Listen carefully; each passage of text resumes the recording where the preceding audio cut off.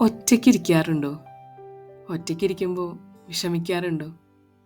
ചിലപ്പോൾ നമ്മൾ വേറെ നാട്ടിലൊക്കെ ആണെങ്കിൽ ഒറ്റപ്പെടുമ്പോൾ ഒരുപാട് വിഷമം തോന്നും അല്ലേ?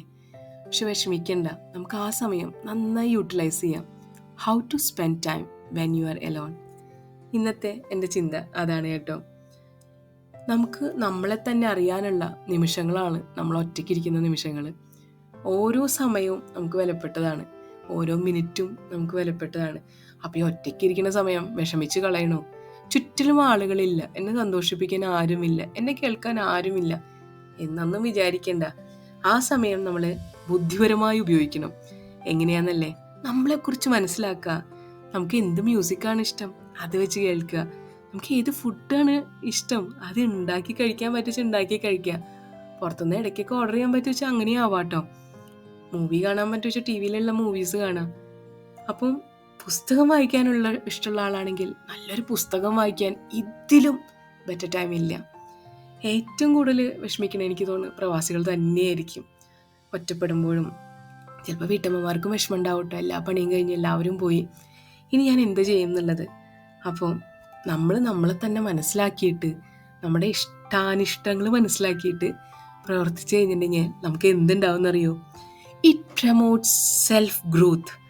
നമ്മുടെ ഇമ്പ്രൂവ്മെൻറ്റിന്, നമ്മുടെ സെൽഫ് ഗ്രോത്തിന് ഏറ്റവും ഇമ്പോർട്ടൻ്റ് ആയിട്ടുള്ള കാര്യമാണ് നമ്മൾ നമ്മളെ തന്നെ അറിയുക എന്നുള്ളത്. ഇപ്പം തന്നെ പോയിട്ട് ഒരു നോട്ട് പാഡ് എടുത്ത് എഴുതി വെച്ചോളൂ.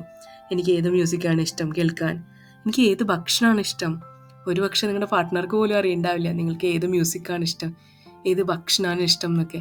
അറ്റ്ലീസ്റ്റ് അത് നിങ്ങൾക്കെങ്കിലും അറിയാനുണ്ടെങ്കിൽ ഒറ്റയ്ക്കിരിക്കുമ്പോൾ അതൊക്കെ ഉണ്ടാക്കി കഴിക്കുകയോ ഓർഡർ ചെയ്ത് കഴിക്കുകയൊക്കെ ചെയ്യാമല്ലോ അല്ലേ? ഇനി ഇതൊന്നും ഇഷ്ടമില്ല, എനിക്കിതൊന്നും ഇഷ്ടമില്ല, ഞാൻ കുറച്ചും കൂടി വൈബ്രൻ്റ് ആണ് എന്ന് വെച്ചാൽ, ക്ലീനിങ് ഇഷ്ടമാണെങ്കിൽ വീടൊക്കെ ഒന്ന് ക്ലീൻ ചെയ്ത് വെക്കാം. ബെസ്റ്റ് ടൈമല്ലേ, ആരും ഡിസ്ട്രാക്ഷൻ ഇല്ല. വീട് ക്ലീൻ ചെയ്ത് വെക്കാം, ബുക്ക് ഷെൽഫ് ക്ലീൻ ചെയ്തിട്ടില്ലെങ്കിൽ അവിടെ ഒന്ന് ക്ലീൻ ചെയ്ത് വെക്കാം, എല്ലാം ഒന്ന് ഓർഗനൈസ് ചെയ്ത് വെക്കാം. അതും ഇഷ്ടമില്ലെങ്കിൽ ഡാൻസ് ചെയ്യാം, നല്ല എനർജറ്റിക്കലി ഡാൻസ് ചെയ്യാം. നല്ലതല്ലേ? ഡാൻസ് ചെയ്യുമ്പോൾ നമ്മുടെ ഉള്ളിലത്തെ എനർജി ഉണ്ടല്ലോ, നല്ല വൈബ്രൻ്റായി നമുക്ക് തന്നെ ഒരു സന്തോഷം തോന്നും. വെറുതെ വിഷമിച്ചിരിക്കണ്ടാന്നേ, പാട്ടും കേൾക്കാം, നല്ല പാട്ട്, ഇഷ്ടമുള്ള പാട്ടിരുന്ന് കേൾക്കാം. പിന്നെ വേറൊരു കാര്യമുണ്ട് കേട്ടോ, നമ്മൾ നമ്മുടെ സെൽഫ് ഗ്രോത്തിന് വേണ്ടി നമ്മൾ തന്നെ മുൻകൈ എടുക്കണം. ഒരാൾ വന്നിട്ട് നീ പാട്ട് കേൾക്കൂ, നീ സിനിമ കാണൂ എന്നൊന്നും പറഞ്ഞാൽ ചിലപ്പോൾ നമുക്കിതൊന്നും തോന്നില്ല. അപ്പം നമ്മുടെ ഉള്ളിൽ തന്നെ വിചാരിക്കണം. ഇനിയിപ്പോൾ എന്നെ കേട്ടുകൊണ്ടിരിക്കുമ്പോൾ ആരെങ്കിലും ഒറ്റയ്ക്ക് ഇരിക്കുന്നുണ്ടെങ്കിൽ ഒന്ന് ട്രൈ ചെയ്യാം കേട്ടോ. ഇഷ്ടമുള്ള പാട്ട് കേൾക്കുക, പാട്ട് ഏതാ എനിക്ക് ഇഷ്ടമുള്ളതെന്ന് എഴുതി വയ്ക്കുക, ഒരു പ്ലേലിസ്റ്റ് ഉണ്ടാക്കാം, ഇഷ്ടമുള്ള പാട്ടിൻ്റെ ഒരു പ്ലേലിസ്റ്റ് ഉണ്ടാക്കാം, അത് ലൂപ്പിലിട്ടിട്ട് ഇങ്ങനെ കേട്ടുകൊണ്ടിരിക്കാം അല്ലേ? നല്ലതല്ലേ അതൊക്കെ? ഒന്ന് ആലോചിക്കാവുന്നേ ഉള്ളൂ അല്ലേ? ഒറ്റയ്ക്കിരിക്കുമ്പോൾ എൻജോയ് ചെയ്യുക, each moment in the life enjoy. ഓരോ നിമിഷവും നമ്മുടെ ജീവിതത്തിൽ വളരെയേറെ വിലപ്പെട്ടതാണ്. ഇത് ഞാൻ പറഞ്ഞതല്ല, കുറേ മുൻപ് ആരൊക്കെയോ പറഞ്ഞതാണ് കേട്ടോ.